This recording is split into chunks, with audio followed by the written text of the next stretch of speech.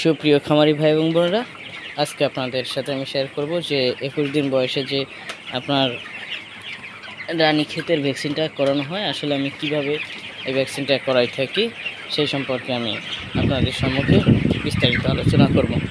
তো 21 দিনে যে রানীক্ষেতের ভ্যাকসিনটা আমি প্রয়োগ করি মুরগিকে, সেটা হচ্ছে এই পানির সাথে মিশিয়ে খাওয়াই দিই, কারণ মুরগি অনেক বড় হয়ে যায়, যার কারণে আপনার মুরগিকে ওইভাবে ধরে ভ্যাকসিন করানো সম্ভব হয় না। হ্যাঁ, এই জন্য আমি পানির সাথে মিশিয়ে দিই।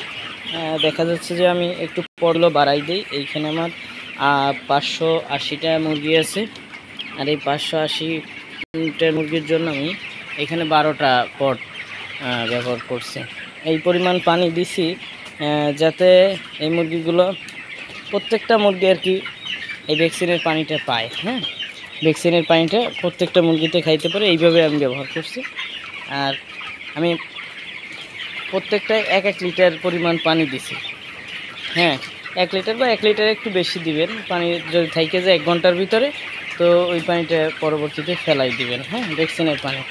এই তো দেখেন আমার প্রায় 1 ঘন্টার মতো হয়ে গেছে।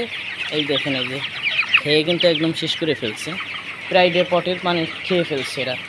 আর অবশ্যই আপনারা ভ্যাকসিন করানোর আগে যে পানিটা থাকে সেই পানিটা আধা ঘন্টা আগে থেকে উঠাই রাখবেন।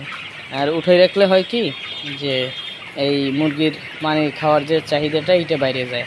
আপনি যখনই ভ্যাকসিনের পানিটা দেবেন, ওরা আগ্রহ করে খাবে। প্রত্যেকটা মুরগি ভ্যাকসিনের পানি খাবে, আর প্রত্যেকটা মুরগি যখন ভ্যাকসিনের পানি খাবে তো কমপ্লিট হয়ে যাবে আপনার ভ্যাকসিন করানো। ঠিক আছে? আর এইভাবে আপনারা ভ্যাকসিন করাবেন, আশা করি আপনাদের মুরগিগুলো অনেক সুস্থ সুন্দর অবস্থায় থাকবে। হ্যাঁ, দেখা যাচ্ছে ওই এইখানের মুরগিগুলো সব খাইছে, আর যেইখানে নাই পানি সেইখানে আমরা এই পটটাকে সেইখানে দিয়ে দেব। এইখানে মুরগি একটু বেশি ছিল, আর এইখানের পটটা এটা পানি খেয়ে ফেলছে, এটা দিয়ে দিলাম। ঠিক আছে? তো আপনারা এইভাবে সকলে দিয়ে দেবেন।